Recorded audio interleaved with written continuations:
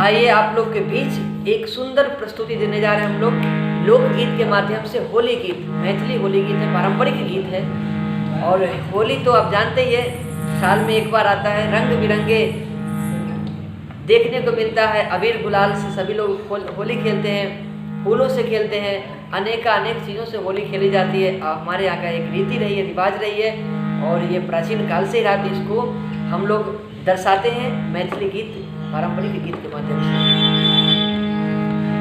मिथिला में राम खेले होरी, मिथिला में राम खेले होरी, मिथिला में ओ खेले होरी, ओ खेले होरी, ओ खेले होरी, ओ खेले होरी, मिथिला में राम खेले होरी, मिथिला में राम खेलते होरी, मिथिला में।